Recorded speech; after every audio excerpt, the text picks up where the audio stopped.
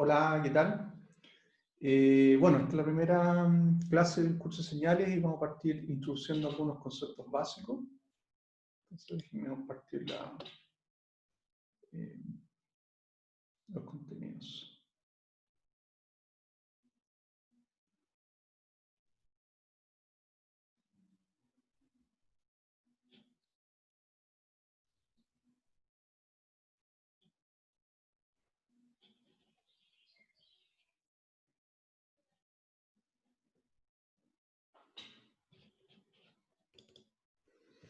Muy bien, entonces voy a partir hablando de las definiciones básicas de lo que determinan una señal y un sistema, que es un poco el objetivo del curso en función de lo que vamos a estar cubriendo. Entonces, partimos con el concepto de señal. Entonces, señal es esencialmente el objeto de estudio de este curso y para todos los efectos formales, de hecho, es un objeto que ustedes ya han visto en cursos de álgebra y cálculo. En particular, lo que estamos interesados en caracterizar señales que son básicamente funciones, ¿ya? Que van desde un dominio que típicamente son los reales a valores multidimensionales. Y típicamente vamos a representar este objeto con una notación estándar de funciones x de t. T es la variable independiente y en el ámbito del análisis de señales típicamente representa tiempo. Entonces tiene que ver con lo que estamos tratando de modelar son la variación temporal que tiene una función como función de esta variable independiente que es el tiempo. Entonces hay dos ámbitos bien concretos que vamos a estar discutiendo a lo largo del curso: el ámbito tiempo continuo, donde el dominio son los reales, desde menos infinito a más infinito, ¿ya? Y el otro ámbito importante que vamos a estar mirando es el caso discreto, donde ahora una secuencia, en realidad, es una función que va desde los enteros positivos o los enteros de menos infinito hasta más infinito, nuevamente valores NRD.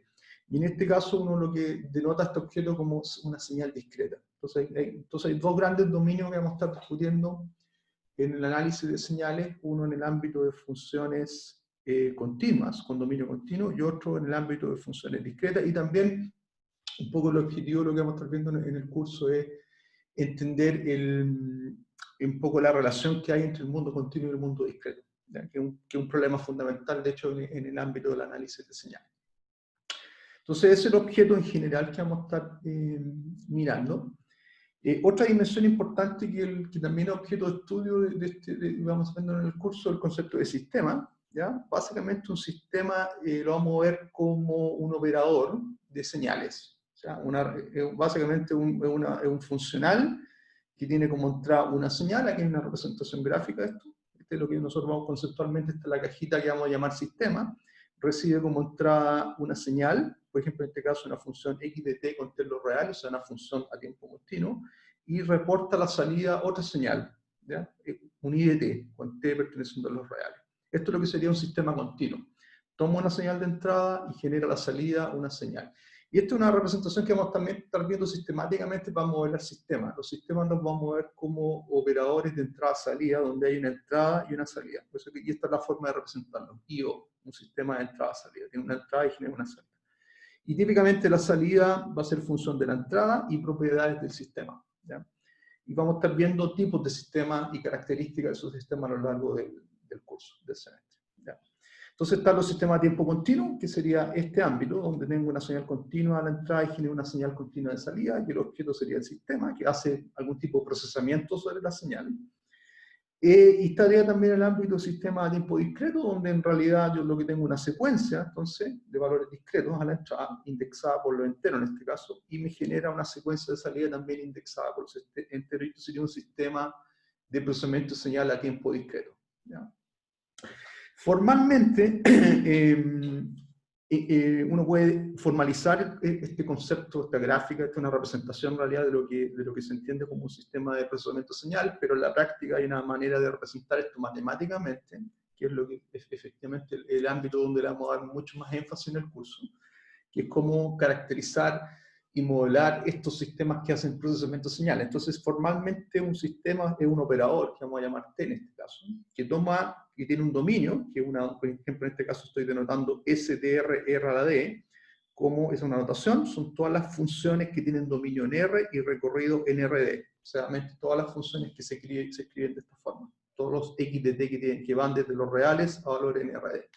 Entonces, si yo denoto por S de RRD la colección de funciones que tienen dominio R y recorrido RD, básicamente estoy diciendo que el argumento de este operador es una señal continua y lo que genera a la salida, lo que sería el recorrido del operador de funcional, es otra señal continua que va, en este caso, de los reales a un espacio de RQ. El RQ en general puede ser distinto al de A.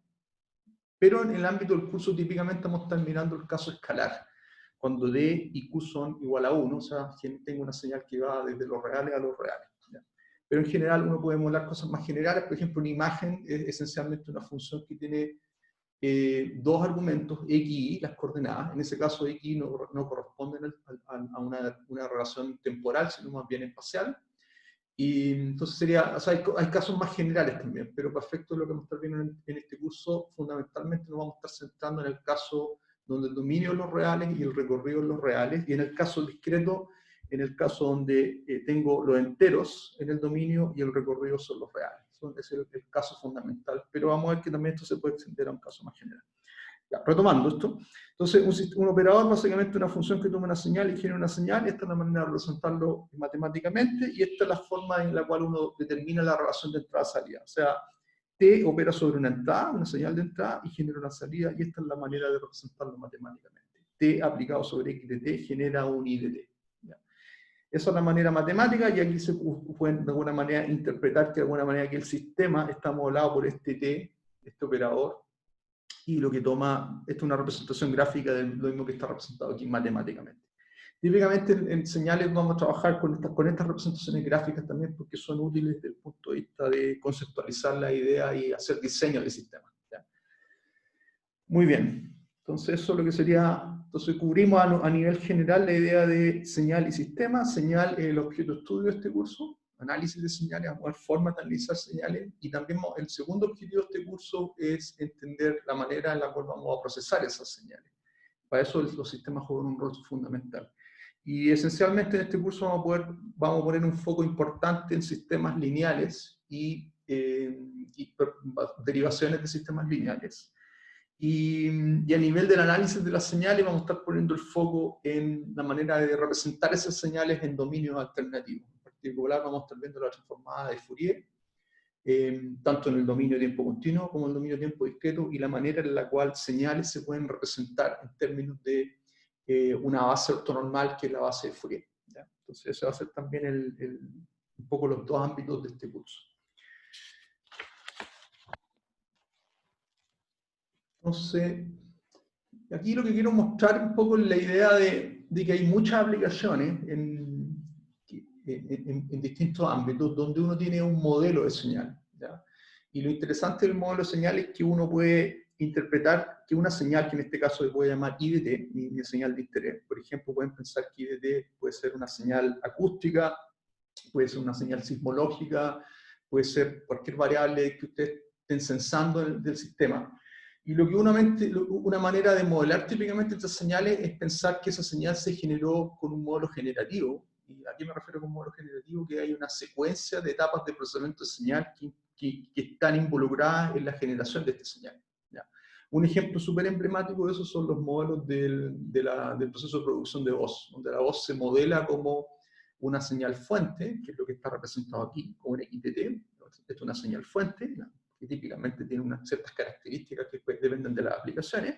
Por ejemplo, en el caso del modelo de voz, típicamente la señal fuente tiene que ver con la señal que genera las cuerdas vocales, que tienen ciertas propiedades estructurales, y después esa señal, que la señal fuente es procesada, ¿ya? Por una seguidilla de procesos intermedios que tienen que ver con el modelamiento de la forma en que se genera la señal IDT, ¿ya? Y esos modelamientos uno los puede interpretar como sistema, operando sobre la señal XDT. En este caso estoy mostrando como una cadena de sistemas, porque en realidad la señal XDT va a distintos bloquecitos en paralelo.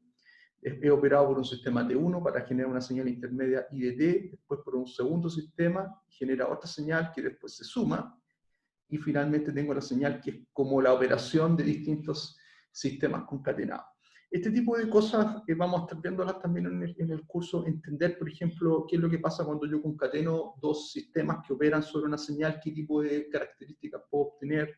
Hay una pregunta de diseño, típicamente, que uno puede plantear también, es si yo quiero diseñar un sistema con ciertas propiedades, ¿cómo puedo diseñar ese sistema por medio de el diseño de sistemas más simples? Uno podría pensar que estas cajitas que están aquí, T1, T2, T3, T4 y T5, que son estos sistemas intermedios, son bloques funcionales básicos, y lo que yo quiero hacer es un procesamiento de señal más complejo que se descompone de esta forma. Entonces está el tema como también de entender cuándo yo puedo hacer estas descomposiciones, cómo hago ese diseño, etcétera, etcétera. Hay temas de diseño también involucrados. Pero como les mencionaba yo, hay muchos modelos de señales, como les mencioné con el caso de la voz, donde este tipo de estructuras se utilizan para modelar la forma en que la señal es producida, generada. Por ejemplo, nuevamente insisto en el caso del proceso de las señales acústicas, en particular la señal de voz.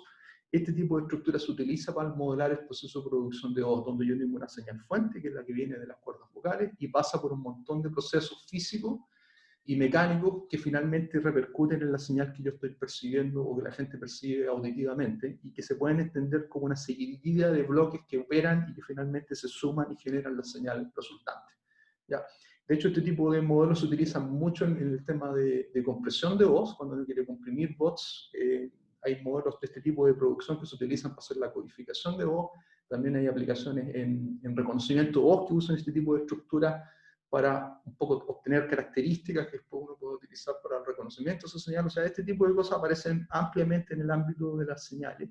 También en comunicaciones hay ejemplos de este tipo, donde se modela el proceso de generación de señales para las comunicaciones de esta manera.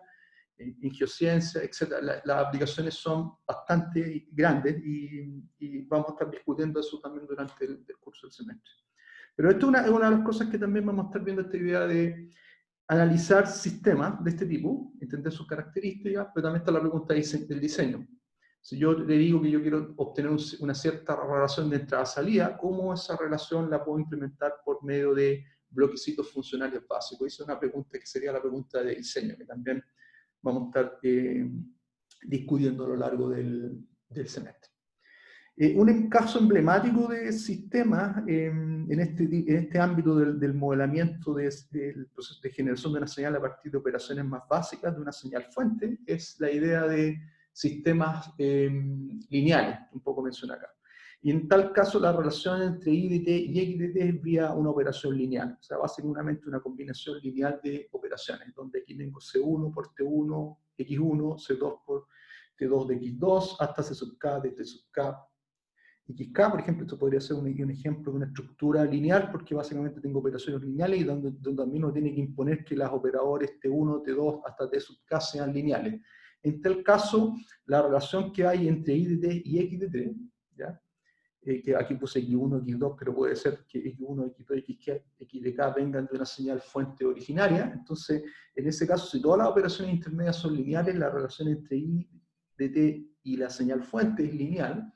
Y eso es un ámbito que vamos a estar viendo con bastante cuidado en el curso. De hecho, particular énfasis va a estar puesto en el caso de sistemas lineales, donde la relación I de t es una combinación lineal de versiones pesadas o ponderadas de la señal de entrada.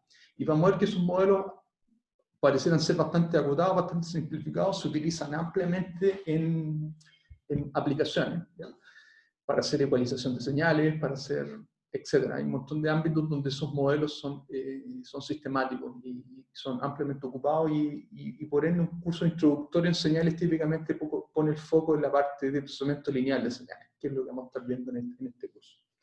En un curso más avanzado se van a ver cosas más sofisticadas como procesamiento no lineal, y hay un montón de herramientas de análisis, pero esas herramientas de análisis de hecho se desprenden del entendimiento de los sistemas lineales, así que el foco en el ámbito de sistemas lineales va a ser súper importante verlo en detalle, y es lo que vamos a estar haciendo a lo largo de este semestre.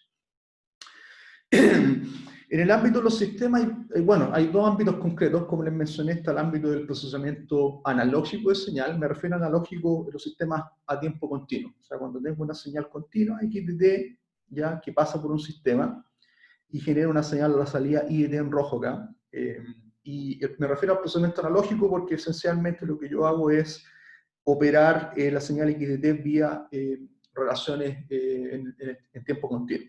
Por ejemplo, un ejemplo de eso, de procesamiento analógico de señales, ya lo vieron en el curso de circuito analógico, porque ustedes aprendieron formas de procesar voltaje y corriente por medio de circuitos lineales, ¿cierto? Y que básicamente lo que uno tiene es que si, por ejemplo, XT corresponde a una fuente de voltaje variante en el tiempo, que sería la entrada de este sistema, yo puedo hacer operaciones, en este caso son operaciones lineares, básicamente la relación entre XT y DT está dada por una ecuación diferencial ordinaria, lineal, así que una relación lineal, y de esa manera, entonces, una manera de implementar operaciones analógicas vía lo que vieron en el curso de circuitos, que es vía circuitos analógicos, ¿ya? Donde tienen op-amp, resistencias, capacitantes, inductancias, etcétera, etcétera.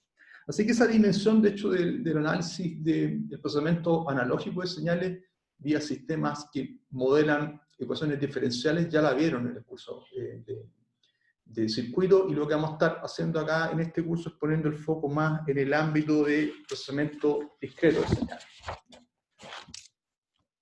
¿A quién me refiero con procesamiento discreto? Es que uno puede tratar de hacer lo mismo que está representado aquí en este ámbito donde yo tengo una señal continua, la proceso con un circuito analógico y genero una señal continua a la salida. Esto sería un procesamiento analógico.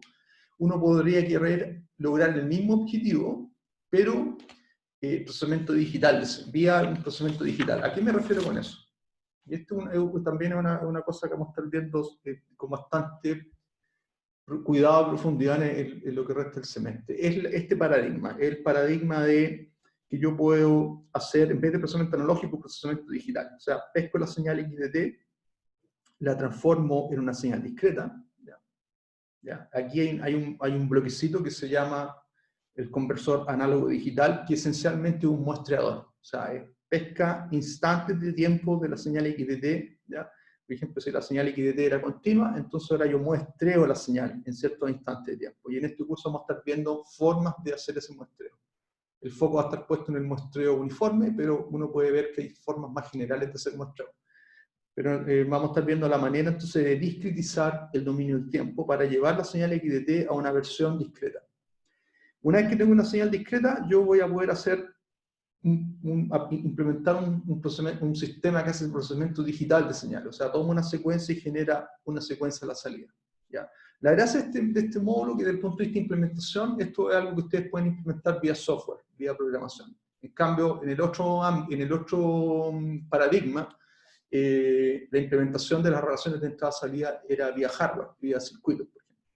Entonces aquí hay un paradigma interesante, porque cuando uno hace la conversión análogo-digital, nos vamos al dominio de las señales discretas, que son más simples de poder almacenar en un computador y por ende procesar en un computador. Entonces aquí el ámbito de procesamiento digital de señal tiene que ver mucho con aspectos computacionales. Cómo pasar del hardware al software, ¿cierto?